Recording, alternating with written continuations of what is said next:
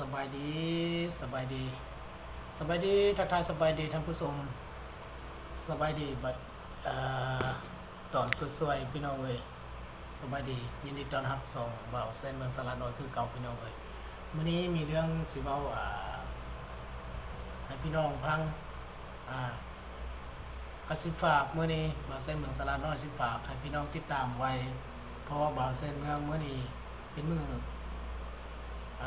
พักพี่น้องเอ้ยไปสองเพลงเนาะก็ติดตามไว้ด้วยพี่น้องเด้อพอเส้นเมืองสิปล่อยเพลงในมืออ่าภายในเดือนนี้พี่น้องเนาะภายในเดือนนี้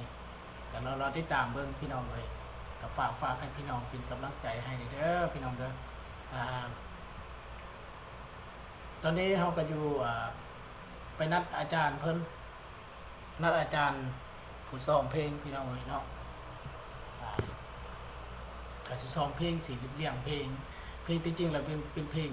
บางเส้นเมืองสระหน่อยเองพี่น้องเอ้ยเป็นเพลงค่อยเองแต่ว่านัดอาจารย์ผู้ที่ฝึกเสียงแล้วก็ฟังเสียงชัดเจนบ่หรือว่าบ่ชัดเจนก็ลองฟังเบิ่งพี่น้องเอ้ยก็ฝากให้พี่น้องติดตามเบิ่งภายในเดือนนี้สิปล่อยเพลงมีอัลบั้ม1พี่น้องเอ้ย1อัลบั้มนี่เป็น12เพลงนับแต่นัดกันในวันสงกรานต์แล้วก็คอยน้องที่แคมทางคอยน้องอยู่แคมทางแสงเดือนเมืองนอกแล้วก็ป่าดงพงไผ่เมืองพีนดินแดนสวยงามแสงเดือนเมืองนอกทามข่าวสาวเสละนองแล้วก็มีเพลงสวรรค์สั่วขาวสาวเมืองตุลานทักทายสบายดีกันผมเป็นพี่น้องมื้อนี้เป็นมื้อนัดอาจารย์เพิ่นอาจารย์อาจารย์กุศิษฐ์ลูกศิโพดพี่น้องเอ้ยเนาะอยู่นครหลวงจันทร์ มื้อนี้พอเสร็จแล้วก็เฮ็ดเวียกแถวเวียงนี่แหละพี่น้องเอ้ยแต่ว่ามื้อนี้เป็นมื้อนัดเพิ่นว่าสินัดแต่เมื่อวานนี้แต่ว่าเพิ่นพาไปสางสรรค์บุญสวงเหือออกพรรษาพี่น้องเลย เมื่อวานนี้มื้อนี้เลยมีโอกาสนัดเพิ่นตอนนี้บางเส้นเมืองก็ไปท่าเพิ่นอยู่บ้านพักติดตามเพิ่นจะน้อยเพิ่นมาประมาณ10 โมง 11 โมงเพิ่นว่าสิมาแล้วก็สิอัดคลิปให้อีกเทื่อนึงพี่น้องเลยเนาะให้พี่น้องติดตามเบิ่งว่าเป็นจังไดการฝึกซ้อมเพลงแล้วก็บางเส้นเมืองสาระน้อยครับเป็นคนที่บ่ค่อยเคยร้องเพลงแต่ว่าแต่งเพลงหลายเพลงเลยพี่น้องเลยเนาะแต่งเพลงเกือบ50-60ก่อน50-60เพลงเลยพี่น้องเลยแต่งเพลงแต่ว่าบ่เคยได้ร้องเองแต่ว่าสุดนี้สุดนัดกันในวันสงกรานต์อันนี้เขาเอิ้นว่าอัลบั้ม1อัลบั้มเนาะ1อัลบั้มนี่เป็น12เพลงนับแต่นัดกันในวันสงกรานต์แล้วก็ให้น้องโชคดีที่อยู่ไทยแลนด์แล้วก็มีเพลงหลายๆเพลง12เพลงพี่น้องเลยเนาะลำมีก่อน2ก่อนลำมี2ก่อนลำเรืออันก็มีแต่เพลงจังว่าก็คือนัดกันในวันสงกรานต์ก็เป็น3สาแล้วเป็นจังได๋แต่ว่าอันให้พี่น้องรอฟังเบิ่งพี่น้องเนาะว่าสิเป็นจังได๋แต่ว่าเฮาสิอธิบายบ่ได้เพลงบัดเฮาอัดไปจักมันสิเป็นไปทางใดแต่ว่าไปทางลำเพลินหรือว่าสิไปทางลำเดิน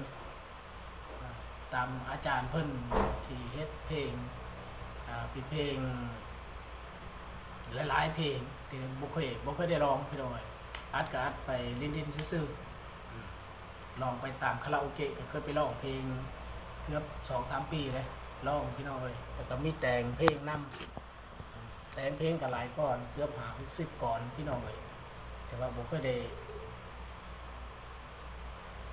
อัดใส่ตัวเอง อันนี้ก็เลยลมกับอาจารย์เพิ่นว่าสิอัดให้สิเฮ็ดเพลงให้ก็มีเพลงมีแต่เขาคายเพิ่นแล้วก็ไปนำเพิ่นเลย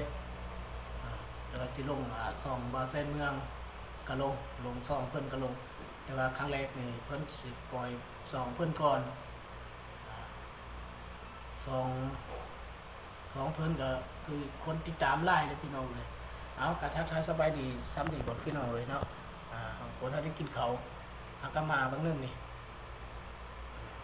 ถ้าว่าทานใดที่เห็นคลิปนี้ก็ฝากกดไลค์กดแชร์ด้วยพี่น้องด้วยฝากเป็นกำลังใจบ่าวแซ่นเมืองสาระน้อยจะปล่อยเพลงในภายในเดือนนี้บ่ให้กายเดือนนี้พี่น้องเลยติดตามเบิ่งผลงานของบ่าวแซ่นเมืองว่าสิเป็นจังไดพี่น้องเลยผมกับบุเคย บ่ได้เป็นนักร้องบ่ได้เป็นหมอหลอกหมอลำพี่น้องเลยแต่ว่าก็แต่งเพลงให้เขาเจ้าหลายก่อนอยู่เคยแต่งเพลงแสงเดือนเหมือนนองเอาสำหรับคลิปนี้บ่าวแซ่นเมืองฝากให้พี่น้องติดตามแล้วก็อย่าลืมอย่าพลาด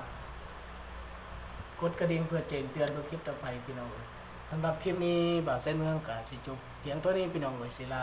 สิอวยพรอวยไส้ให้ทุกทานให้จงอยู่ดีมีแห้งจงมีความสุขคนเจริญพี่น้องเลยออกพรรษาแล้วก็ขอให้มีเงินไหลมาเทมาบ่คาดมือพี่น้องเลยสำหรับคลิปนี้บ่าวแซ่นเมืองลาไปแล้วสบายดี